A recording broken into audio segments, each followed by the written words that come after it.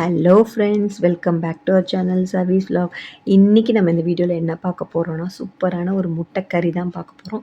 இது முட்டை கறி இல்லை முட்டை குழம்பு இல்லை முட்டை தொக்கு எப்படி வேணால் சொல்லலாம். சூப்பராக இருக்கும். இதை நீங்கள் இட்லி, தோசை, பூரி, சப்பாத்தி இது கூட நீங்கள் வச்சு சாப்பிட்டிங்கன்னா டேஸ்ட் அல்டிமேட்டாக இருக்கும். வாங்க இது எப்படி பண்ணுறதுன்றதை பார்க்கலாம். அதுக்கு முன்னாடி மறக்காமல் நம்ம சேனலை சப்ஸ்கிரைப் பண்ணிக்கோங்க.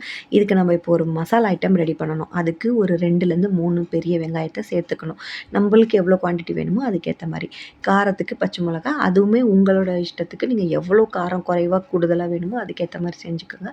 ஒரு 10 பல்லு பூண்டு, அப்புறம் ஒரு துண்டு இஞ்சி, அப்புறம் ஒரு 10லேருந்து 15 முந்திரி பருப்பு, அப்புறம் இந்த மசாலாவுக்கு தேவையான உப்பு, ஒரு 1/4 டம்ளர் தண்ணி ஊற்றி நல்லா மசியாக அரைச்சிக்கோங்க. திப்பி திப்பியாக இல்லாமல் நல்லா அப்படியே ஃபைன் பேஸ்ட்டாக அரைச்சிட்டு இதை வந்து ஒரு சைடில் வச்சுட்டு, இப்போ ஒரு கடாய் வச்சு அந்த கடாயில் ஹோல் ஸ்பைசஸ் கரம் மசாலா இருக்கும் இல்லையா, அதாவது பட்டை, லவங்கம், கிராம்பு, அன்னாச்சி பூ, நம்மக்கிட்ட என்னென்ன ஹோல் ஸ்பைசஸ் இருக்கோ அது எல்லாத்தையுமே ட்ரையாக நீங்கள் வறுத்துக்கோங்க. எண்ணெய்லாம் எதுவுமே ஊற்றாமல் அந்த கடாயிலே போட்டு வறுத்துட்டு, ஒரு 10லேருந்து 15 மிளகும் சேர்த்துக்கோங்க.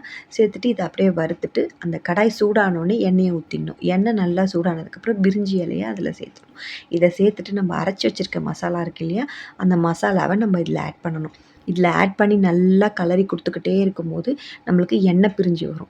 நல்லா அது பிரிஞ்சு வர்றது தெரியும். அப்போ அந்த டைமில் அப்போது இந்த மசாலா குக் ஆகிடுச்சுன்னு அர்த்தம். ஏன்னா நம்ம இதை அப்படியே பச்சையாக அரைச்சிருக்கோம். ஸோ அப்போ அந்த மாதிரி எண்ணெய் பிரிஞ்சு வரும்போது உங்களுக்கு மசாலா குக் ஆகிடுச்சுன்னு அர்த்தம். ஸோ இப்போ இது கூட நம்ம வந்து கொஞ்சம் சில மசாலா ஐட்டம் சேர்க்க போகிறோம். அது என்னென்னு பார்த்தீங்கன்னா, கரம் மசாலா, பெப்பர், உப்பு, மஞ்சத்தூள், அவ்வளோதான். வேறு எந்த ஸ்பைசஸ்க்கும் நம்ம வேறு எதுவுமே ஆட் பண்ண போகிறதில்ல. இது வந்து நீங்கள் செய்கிற இந்த இது வந்து கொஞ்சம் ஸ்பைசஸ் கம்மியாக தான் இருக்கும். ஏன்னு கேட்டிங்கன்னா, உங்களுக்கு வந்து ஆல்ரெடி முந்திரி பருப்பில் ஸ்வீட் இருக்குது, வெங்காயத்தில் ஸ்வீட்னஸ் ஒரு அந்த அந்த விஷயம் இருக்கும். ஒரு தித்திக்கிற மாதிரி ஒரு விஷயம் இருக்கும் வெங்காயத்தில்.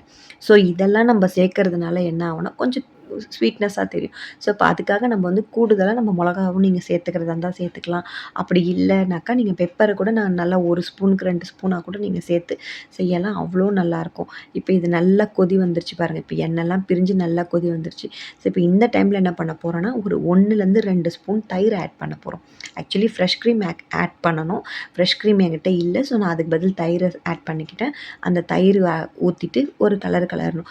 ரொம்ப கொதி விட்டிங்கன்னா தயிர் திரிஞ்ச மாதிரி ஆகிடும். ஃபுல் சிம்மில் வச்சுருங்க கேஸை.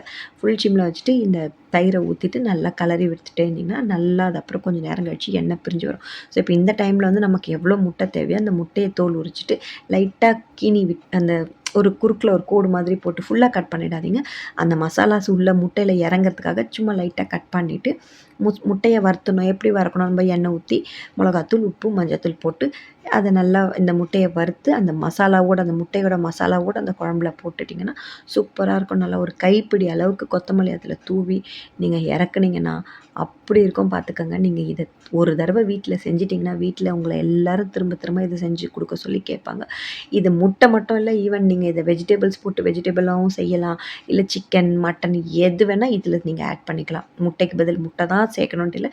இதே மசாலா ஐட்டம் நம்ம செய்யும்போது எது வேணால் ஆட் பண்ணிக்கலாம். வெஜிடபிள்ஸ் இல்லை மட்டன், சிக்கன் எது வேணால் ஆட் பண்ணிக்கலாம். இதை நீங்கள் வீட்டில் ட்ரை பண்ணி பாருங்கள். எப்படி இருந்ததுன்னு கமெண்ட் பண்ணுங்கள்.